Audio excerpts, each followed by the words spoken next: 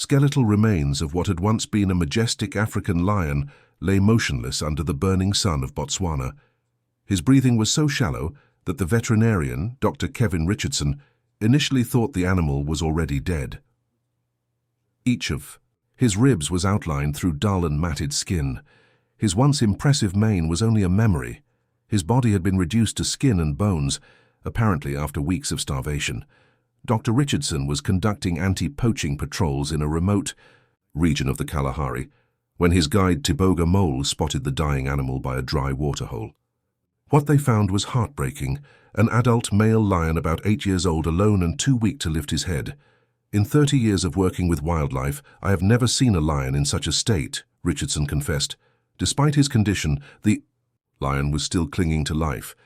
The animal's eyes were sunken, and his golden mane had turned into a dirty tangle. His body was covered with open wounds, probably from lying motionless for days. His breathing was heavy and irregular. Richardson knelt beside the dying predator, expecting a reaction of fear or aggressiveness. But the lion did something unexpected. He slowly turned his head toward him. Instead of a wild look, he gazed at him with a pleading expression, as if he understood that help had arrived. "It was as if he was asking me to save him," the veterinarian recalled. "I had worked with hundreds of big cats, but I had never seen such a level of awareness. It was an almost human plea for help in his eyes." The situation was critical. The lion was suffering from severe dehydration. His gums were pale, and his body temperature dangerously low despite the desert heat. Richardson estimated that he hadn't eaten for at least 3 weeks and hadn't drunk water for several days. Most troubling was that his hind legs seemed paralyzed, probably the reason he couldn't hunt or reach water sources. Instead of following the usual euthanasia protocol, Richardson made a decision that changed his life. He would attempt an unprecedented field rescue. "Every part of my training told me this lion was beyond saving," he admitted. "But there was something in his eyes, a spark of will to live, that made me believe he deserved a chance." In a race against time as night fell, Richardson set up an intravenous drip to administer life-saving fluids. The lion remained calm throughout the entire procedure, as if he understood that the man beside him was there to help him. He also gave him antibiotics, pain medication, and electrolyte solutions while coordinating a helicopter evacuation by radio. The nearest wildlife facility was over 200 kilometers away. With nightfall in the Kalahari, Richardson decided to stay, with the lion to monitor his vital functions and continue fluid therapy. When the temperature dropped sharply, he covered him with thermal blankets from his vehicle and positioned himself as a shield against the wind, protecting him from the night cold. During that first night, the lion's eyes never left Richardson's face. Every time the veterinarian checked the intravenous drip or adjusted the blankets, the lion made a soft sound, almost grateful. These were not typical growls of a wild predator, but something more similar to the purring of a domestic cat. It was a surreal experience. Richardson later described that day as one of the most moving in his life. "I was alone in the desert with a dying lion who, instead of fearing human contact, seemed to trust me completely. Somehow, he knew I was there to save him." The helicopter evacuation at dawn was a delicate operation. Richardson had to sedate the lion while maintaining the active intravenous line that delivered life-giving fluids during the flight to Mount Animal Hospital, where Dr. Sarah Tilligel, the facility's chief veterinarian, was waiting for him. When she received Richardson's call requesting an emergency operating room for a wild lion, Tilligel was skeptical. "Kevin, you're talking about an adult male lion who had been starving for weeks," she argued over the radio. Even if they managed to stabilize him, she was convinced the animal wouldn't be able to return to the wild. The paralysis he was struggling with meant he wouldn't be able to hunt or defend himself. However, when the helicopter landed and the doctor saw the lion with her own eyes, her professional instincts prevailed over logic. The animal was clearly on the brink of death, but surprisingly his vital functions had improved slightly during the night, thanks to Richardson's intervention. Most astonishing was that the lion showed no aggressiveness despite being surrounded by unknown people in a completely new environment. His behavior contradicted everything known about wild lion psychology. In her medical report, Dr. Tilagel documented that the lion allowed himself to be moved to the operating table, accepted the oxygen mask, and remained calm during examination, as if he understood they were trying to save his life. Diagnostic tests revealed the true extent of his condition. He had suffered a serious spinal injury, probably from a fall or attack by another lion.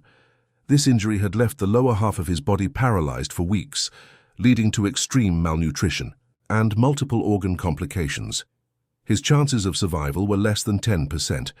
The surgery to treat the spinal injury lasted 8 hours. Richardson remained in the operating room the entire time. Even under anesthesia, the veterinarian's presence seemed to have a calming effect on the lion. Upon awakening, the first thing the animal did was search for Richardson's face. Recovery was slow and uncertain. Richardson decided to name the lion Tao in honor of the Tswana word meaning lion. He took extended leave from his usual duties to personally supervise the rehabilitation. He installed a bed in the recovery room where he spent 3 weeks sleeping next to Tao, observing his progress and offering him constant companionship. What happened during this time surprised the entire medical staff. Tao began exhibiting behaviors never before documented in wild lions. He showed anxiety every time Richardson left the room, even for brief moments. When he returned, the lion made soft huffs and tried to touch his hand with his paw, despite being weakened. Jennifer Mormey, one of the nurses, described this relationship as the formation of a family bond. Tao responded to Kevin's voice, calmed down under his touch, and seemed to find comfort in his presence in a way that challenged any scientific explanation. As Tao gained strength, his personality began to emerge. Although he was still a wild predator, he showed remarkable gentleness toward Richardson and the medical team. He learned to accept painful physiotherapy sessions for his paralyzed legs, as if he understood that these exercises were part of his healing. The breakthrough came in the 4th week of recovery. During a routine examination, Tao did something that left everyone speechless. For the first time since the rescue, he lifted his tail and moved his hind legs. The spinal cord was beginning to regenerate, and sensation was returning to his body. Dr. Tilagel described this event as medically inexplicable. Injuries like Tao's usually cause permanent paralysis, but somehow through extraordinary will to live, intensive treatment, and emotional bonding with Richardson, the lion was defying all medical prognoses. Tao's first attempts at standing were recorded on video and quickly went viral on social media. Images of Richardson supporting him during his first step moved millions of people worldwide. Donations began pouring in from all corners of the planet to support his rehabilitation. 6 months after the rescue, Tao had regained strength in a way that experts described as impossible.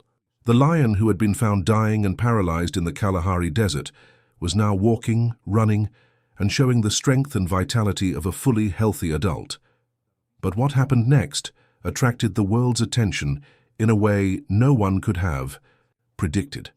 Richardson built a specialized enclosure at his research center designed to accommodate Tao's unique needs.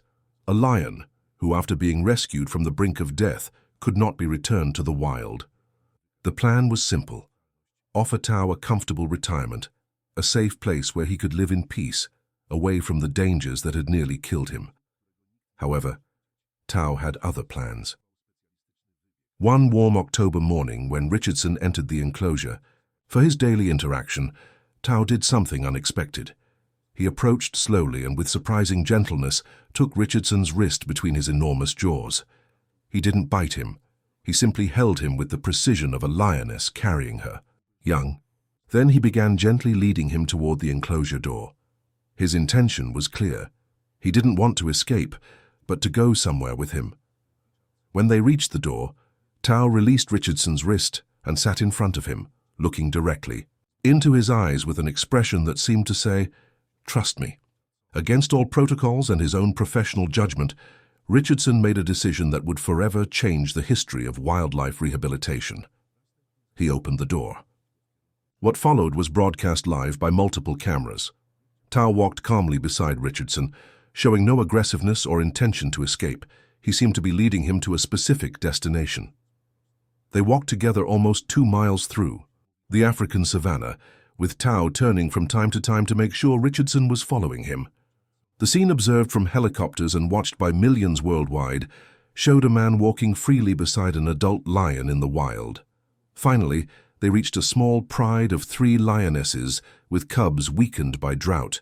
Richardson recognized them as the same group he had been monitoring during his anti-poaching patrols in the same area where he had found Tao months earlier. What happened surprised wildlife experts. Tao approached the lionesses and adopted protective behavior, positioning himself between them and any possible threats.